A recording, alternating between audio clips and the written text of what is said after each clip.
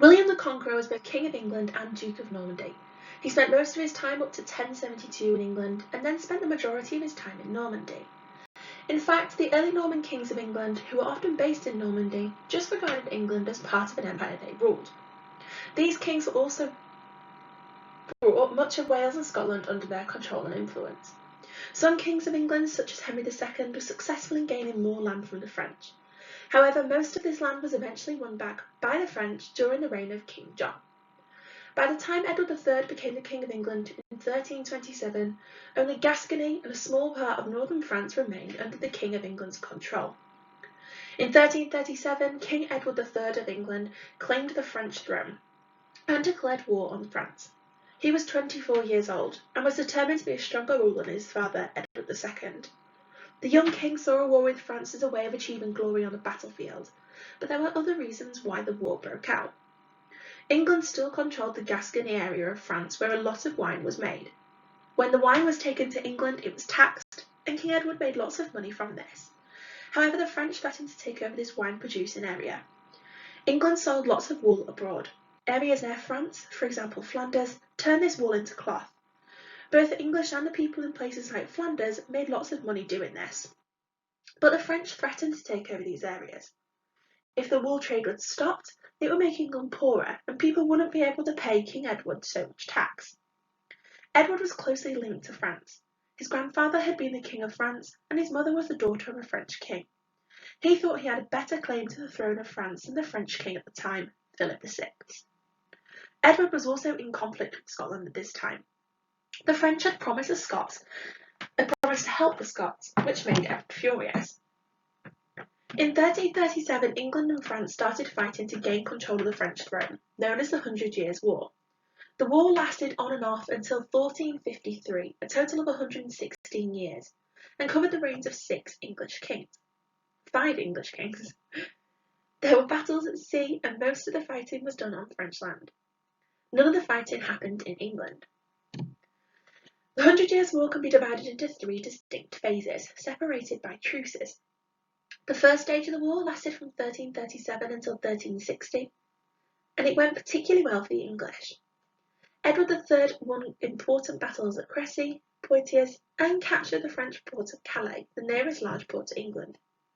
Calais remained in English hands for the next 200 years. Edward also captured the French king and held him to ransom. After this, the fighting died down. Edward gave up his demands to the French throne in return for the right to control Gascony, Calais, and other minor French territories. The second stage of the war began in 1370, when the French won back some of the land they had lost. Then the final phase of the war began in 1413, when Henry V became England's king. His victory at the Battle of Agincourt in 1415 led to his conquest of much of northern France, including Normandy. But Henry V died in 1422 and was succeeded by his 9-month-old son. Soon the gains made under Henry V were swept away as the French hit back. Inspired by the leadership of a 17-year-old peasant girl, Joan of Arc, the French beat English forces time and time again. By the end of the war in 1453, the English had lost all their territory in France except for a tiny area around Calais. 25-year-old Henry V became the King of England in 1413. 2 years later, he sailed for France, which was to be the focus of his attention for the rest of his reign. Henry was determined to regain the territories in France that former kings of England had lost. Soon after arriving in France, he captured Harfleur, a port in Normandy, but Henry lost half of his men to disease and battle injuries, so decided to march his army north to Calais, where he would meet a fleet of English ships and return to England. But the French had no intention of letting Henry get away. In Agincourt, a vast army of 30,000 Frenchmen stood in his path. Approximately 11,000 exhausted English archers, knights, and foot soldiers were there, and they were outnumbered 3-1. The battle took place in a field that lay between 2 woods. It had rained heavily before the battle. This, combined with the fact that the field had recently been ploughed, would have had a major impact on the outcome of the battle. Fighting began around 11 a.m. on the 25th of October, 1415. So first of all, the English and French positions at the start of the Battle of Hastings are number 1. Henry then immediately moves his troops forward and orders his archers to open fire. His archers that fought for Henry used large bows called longbows, and they could fire around 12 arrows a minute and kill a man nearly 200 metres away. The French tended to use crossbows, which were very powerful and accurate, but took longer to load. The archers proved decisive at Agincourt, as they had done at the Battle of Crécy in 1346. The humble common archer was now more of a match for the powerful knight on horseback. The French had tried to charge at the English, but a combination of thick mud, heavy armour, and wooden spikes that the English had set up in front of them slowed them down. The French continued to charge, but they were bogged down in the mud and unable to advance. The English archers continued their attack from above and slaughtered the French.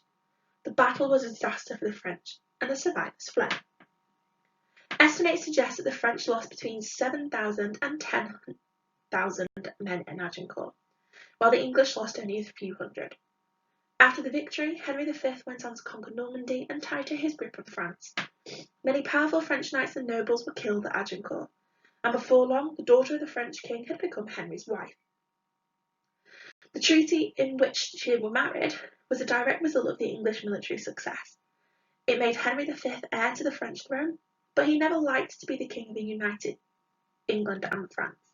Lived to be the king of the United England and France. In 1422, aged just 35, Henry died suddenly of dysentery. Soon after, French fortunes began to turn. Inspired by a French peasant girl called Joan of Arc, who claimed that voices of saints had called upon her to free France from the English, the French gradually began to drive the English out. The English caught Joan of Arc, accused her of witchcraft, and burned her to death. But over the next few decades, the French regained most of the territories occupied by the English.